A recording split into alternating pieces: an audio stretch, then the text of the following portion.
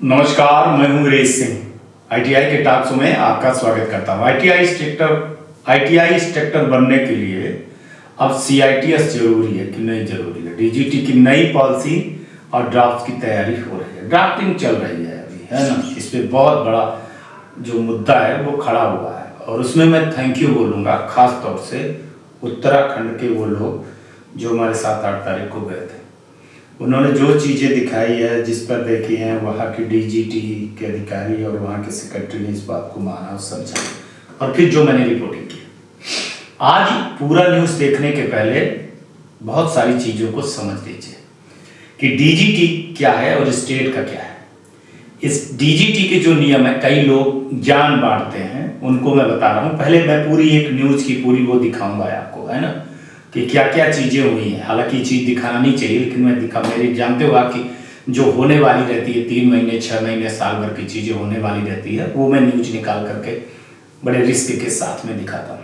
कुछ जानी लोग जान बांट रहे हैं, उसके बारे में मैं बता रहा हूँ। एक तो मैं देखो डीजीटी की न्यूज़ बताता हूँ, मैं स्टेट की न्यूज़ दिखाता नहीं। सबसे पहले क्या है कि डीजीटी के कह रहे हैं कि जब डीजीटी ने नियम बनाया है तो स्टेट क्यों नहीं मान रही है।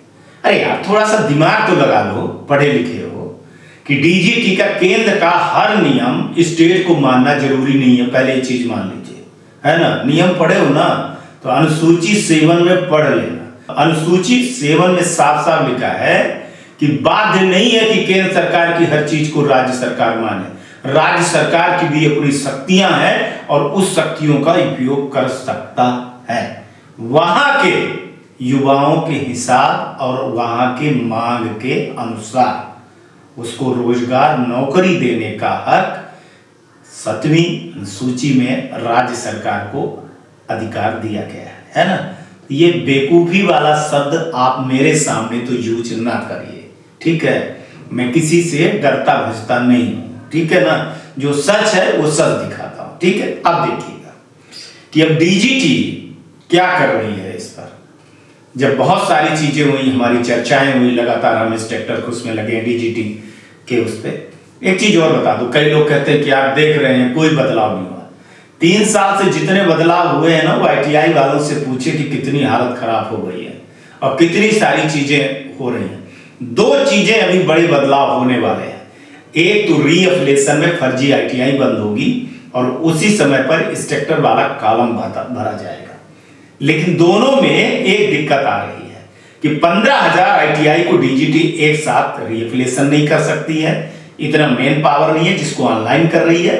और दूसरा जो है ना, डीजीटी ने अपने पैर पे खुद कुल्हाड़ी जो मारी है, वो मारी है सीआईटीएस भर्ती को लेकर के। सीआईटीएस भर्ती को लेकर के जो 29 नए कोर्सेस हैं जो 2023 के लास्ट में लॉन्च किए गए थे, वो उन्हीं के गले की हड्डी बन गई है। जिसमें मेन बड़े बड़े कोर्सेस जिसमें थे ड्रोन, सोलर, आपने देखा होगा जो सबसे ज्यादा चल रहा है, ड्रोन, 3D प्रिंटर, ऐसे करके जो लगभग जो है ना 29 नए कोर्सेस है। अब वो कोर्स तो चालू हो गए। डीजीटी को चाहिए था कि पहला कोर्स, इस कोर्स को चालू करने के पहले इसमें अगर वो सीआईटीएस वाले स्टूडेंट को ले लेते ना, सीआईटीएस की ट्रेनिंग करवा दिए होते तो आज ये उनको देखना नहीं पड़ता। पर उस समय पर 2023 पर उन लोगों ने ये सारी चीजों को ध्यान नहीं दिया, जिसको अब जाकर के वो हो रही है कि अगर डीजीटी पूरा कल ही कर देता कि भैया नहीं, ये तो जो पॉलिसी है एफिलिएशन की पॉलिसी एक अलग पॉलिसी होती है ना, उसमें फिर कोई कुछ नहीं कर सकता, ना स्टेट कर सकता है ना कुछ कर सकता। अगर उस समय पर एफिलिएशन वाले कॉलम में ये हो जाए जिसमें मैं लगा हूं कि नहीं भैया इसमें सीआईटीएस वाला ही चाहिए, उसको करने जा रही है डीजीटी। लेकिन दिक्कत क्या आ रही है कि जो 29 कोर्स है ना, उन कोर्स के लिए एक भी सीआईटीएस नहीं है। अभी बहुत सारे स्टेनो में भी सीआईटीएस नहीं है।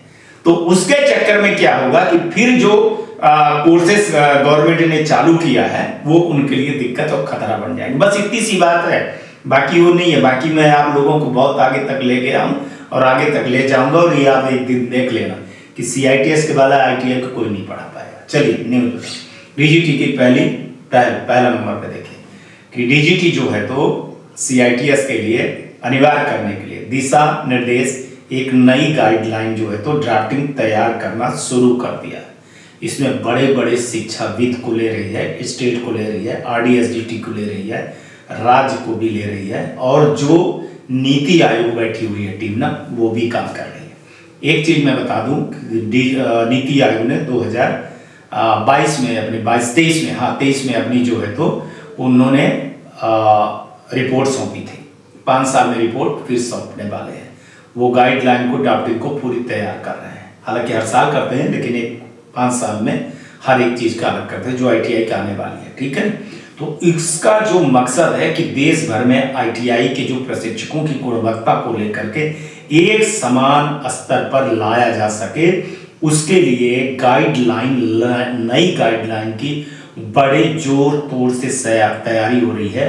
और उसमें कोई सिका गिला सिकवा नहीं है कि जिसमें कह रहे हैं कि जो ट्रेंड हो, जैसे स्कूल को पढ़ाने के लिए बीएड है, वैसे ITI को पढ़ाने के लिए CITS को मस्ट करने चाह रहे हैं। लेकिन अभी मैं आपको जो मैंने बताया कि ड्राफ्टिंग चल रही है।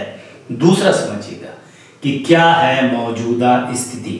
तो फिलहाल जो तो कई राज्यों में ITI इंस्ट्रक्टर की भर्ती बिना CITS की योग्यता की जा रही है।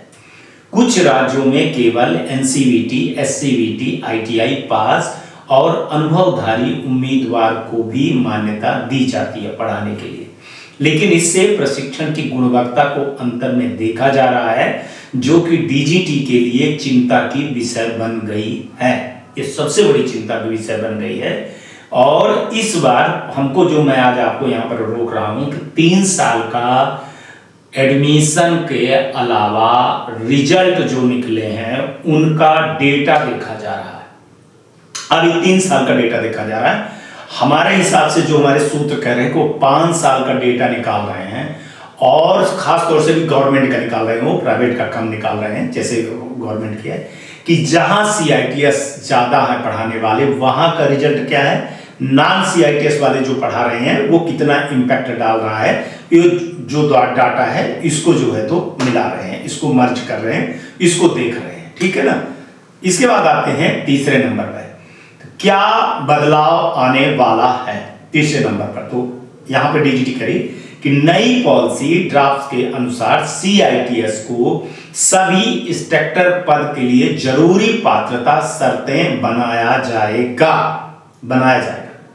इसका मतलब है कि भविष्य में किसी भी ITI में इंस्ट्रक्टर बनने के लिए CITS पास होना अनिवार्य होगा, ठीक है। आपको ये चीजें समझ में आ जाना चाहिए। बिना CITS उम्मीदवार के केवल अस्थायी या अनुबंध आधारित नियुक्ति ही मिल पाएगी, ऐसा प्रस्ताव ड्राफ्ट में चर्चा में है। बिना CITS उम्मीदवार को केवल अस्थायी या अनुबंध आधारित नियुक्ति ही मिल पाएगी, ऐसा प्रस्ताव ड्राफ्ट में चर्चा है। वो किसके लिए मैंने जो बताया वो आपको इसीलिए मैंने बताया था कि आप शुरू में अगर समझे रहेंगे तो ये वाली लाइन को समझ जाएंगे कि जो इनके 29 नए कोर्स हैं जिसमें CITS नहीं है, तो उसमें ये क्या करेंगे कि अनुबंध वाले जो है अस्थायी रूप से उनकी नियुक्ति को वहां दे देंगे, एफिलिएशन को नहीं रोकेंगे। यह प्रस्ताव में ड्राफ्ट में चर्चा हो रही है। फिर जैसे आगे बताता हूं इसको, है ना। चौथा क्या है कि राज्यों और बोर्डों से सुझाव मांगे गए हैं। DGT ने इस विषय पे राज्य कौशल विकास बोर्डों, राज्य तकनीकी शिक्षा विभाग और राज्य निर्देशालयों से औपचारिक राय, फीडबैक मांगी है, ताकि नई गाइडलाइन को राष्ट्रीय स्तर पर लागू करने के लिए पहले सभी राज्यों की सहमति ली जाए। इस पे जो मैंने आपको बताया था कि सबसे फीडबैक मांग रहे हैं कि आपके राज्य में जो सरकारी ITI चल रही है वहाँ का डेटा क्या है, वहाँ की स्थिति क्या है। जैसे जो जहाँ पर कहीं पे राज्य कौशल विकास बोर्ड है, कहीं पे तकनीकी शिक्षा इसको करते हैं, कहीं राज्य निर्देशालय करते हैं, तो उनसे अभी राय ली जा रही है, ठीक है। अब 5वें नंबर पे आ रहे हैं कि पुराने नॉन CITS प्रशिक्षकों पर असर क्या पड़ेगा।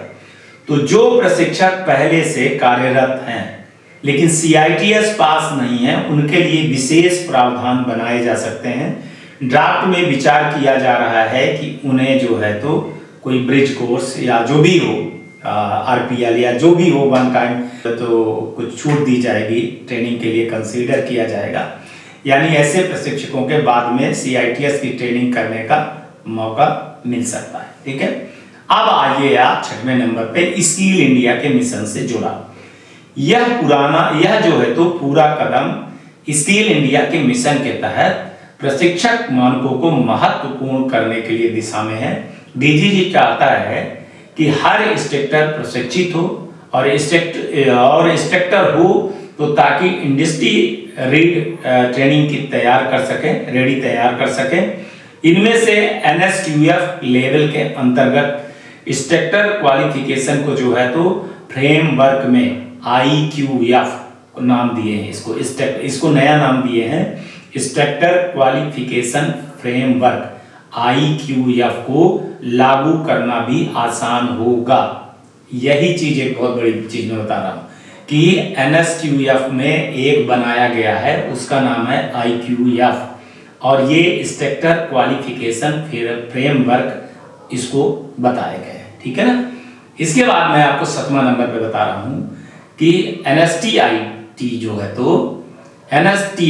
तो और आईटा संस्थानों की भूमिका बढ़ेगी। अब देश भर में वर्तमान में लगभग 33 NSTI हैं जो नेशनल स्किल ट्रेनिंग इंस्टीट्यूट हैं और दर्जनों जो है तो इसमें आईटा है। तो वहाँ पर CITS ट्रेनिंग जो दे रहे हैं उनको नई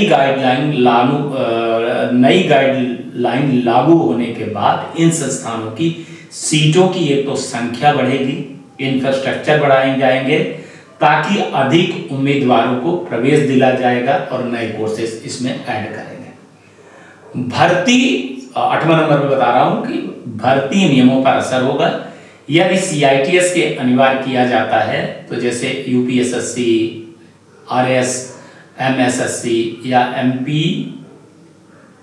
MPESB जैसे राज्य भर्ती एजेंसियों को अपने इंस्ट्रक्टर रिक्रूटमेंट रूल में भी संशोधन करना होगा। यानी विज्ञापन में अब CITS अनिवार्य योग्यता का उल्लेख होगा।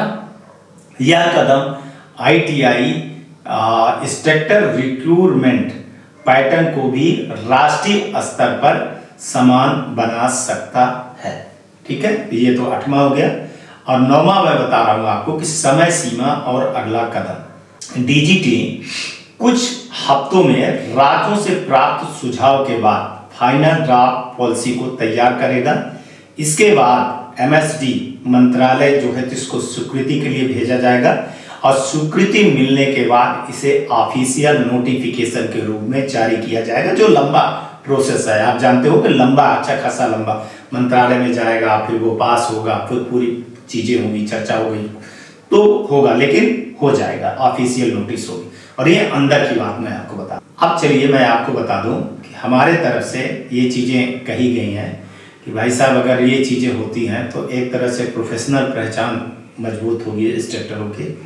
और जो कुछ लोग पुराने प्रशिक्षक भविष्य को लेकर के चिंतित हो रहे हैं, उनका जो कहना है कि जो पहले से पढ़ा रहे हैं उन्हें CITS करने का समय और सुविधा भी दी जाएगी, आपको हटाया नहीं जाएगा। ठीक है ना। कुल मिलाकर के एक निष्कर्ष ये निकलता है कि DGT की नई पहल से ITI प्रशिक्षक की योग्यता एक राष्ट्रीय मानक तय होगा। यह कदम भले सख्त हो लगे लेकिन लंबे समय में इस प्रशिक्षण की गुणवत्ता और रोजगार की क्षमता को दोनों को सुधार करेगा। अब यह देखना होगा कि DGT की नई पॉलिसी कब तक में फाइनल होगी। क्या बिना CITS के प्रशिक्षकों को राहत मिलेगी या यह नियम 100% लागू कर दिया जाएगा। ITI टास्को इस पूरे अपडेट पर नज़र बनाए हुए हैं और ITI टास्को इस पूरे अपडेट पर नज़र बनाए हुए हैं और बीच बीच में आपको जो भी अपडेट आएगी वो न्यूज़ दिखाते रहेंगे। हमसे जुड़े रहिए आप। और आपको जो भी कुछ अपनी बात कहना है तो प्लीज़, मैं आप लोगों से कई बार बोल चुका हूँ कि लड़ाई आपकी है, हमारी नहीं है। हमारा काम है न्यूज़ दिखाना, तो हम न्यूज़ दिखाते हैं जो हमको न्यूज़ मिलती है ना। रोज़ रोज़ न्यूज़ नहीं दिखाई जा सकती है। वैसे मैं अभी बहुत पीछे चल रहा हूँ न्यूज़ में, बहुत सारी न्यूज़ हैं।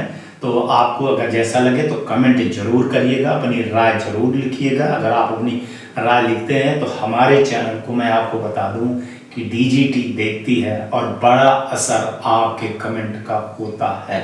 और ये मैं एक बार फिर थैंक यू उत्तराखंड के 2 आदमी जो मिलने आए थे 8 तारीख को और जो गुप्ता सर के सामने बड़े अपने प्रेजेंटेशन दिए थे, उसको मैडम ने भी देखा, बाकी लोगों ने देखा और उस पर हम बराबर जो है तो निगरानी करके लेटर कर रहे हैं। तो उसमें से ये चीज़ें निकल करके आई है। हालांकि ये चीज़ें अभी नहीं बताई जा सकती थी, लेकिन बहुत सारे लोग जो है तो परेशान थे, इसलिए चीज़ बता रहा हूँ कि बेहतर होगा। एक बार फिर मैं बोल रहा हूँ कि डीजीटी का जो है तो एक कमी है, वो कमी है उनके 29 नए जो कोर्स हैं उसमें CITS नहीं है। अगर उसमें CITS होते तो वो फिर दिक्कत ना आती।